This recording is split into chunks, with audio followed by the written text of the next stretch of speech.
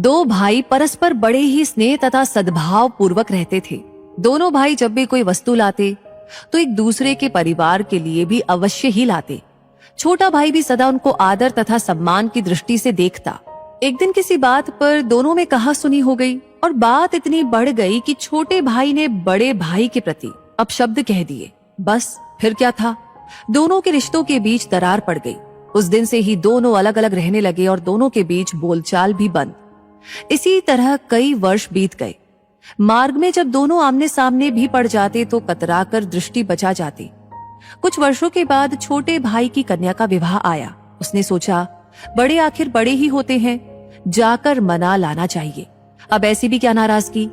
वो बड़े भाई के पास गया और पैरों में पड़कर पिछली बातों के लिए क्षमा मांगने लगा। बोला कि अब चलिए और विवाह कार्य संभालिए।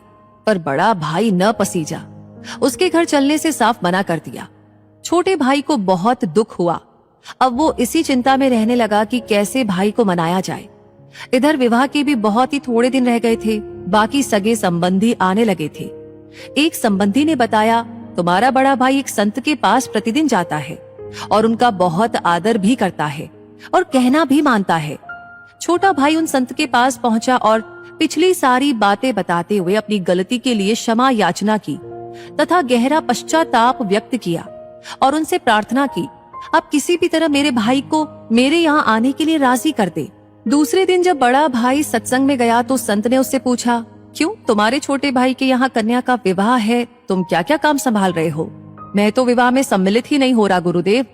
कुछ वर्ष पूर्व मेरे छोटे भाई ने मुझे ऐसे कड़वे वचन कहे थे जो आज भी मेरे हृदय में कांटे की तरह खटक रहे हैं। बड़े भाई ने कहा।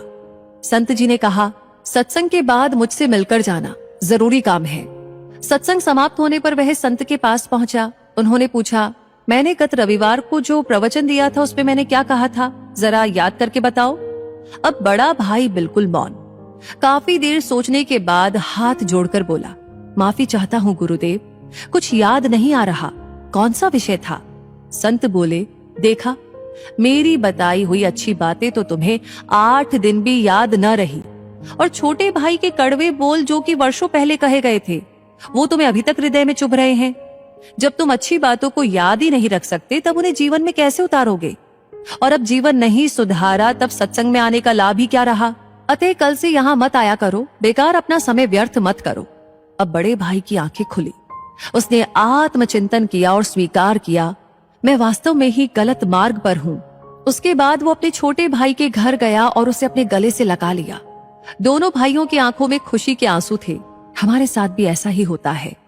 अक्सर दूसरों की कही किसी बात का हम बुरा मान जाते हैं और बेवजह उससे दूरी बना लेते हैं, जबकि हमें ये चाहिए कि हम आपसी बातचीत से मन में उपजी कटुता को भुलाकर सौहार्दपूर्ण वातावरण बनाएं।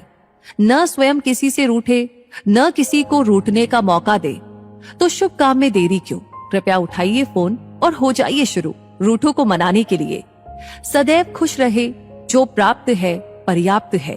दोस्तों, इस वीडियो से आपको क्या सीख मिली, आपने क्या महसूस किया, हमें जरूर बताएं।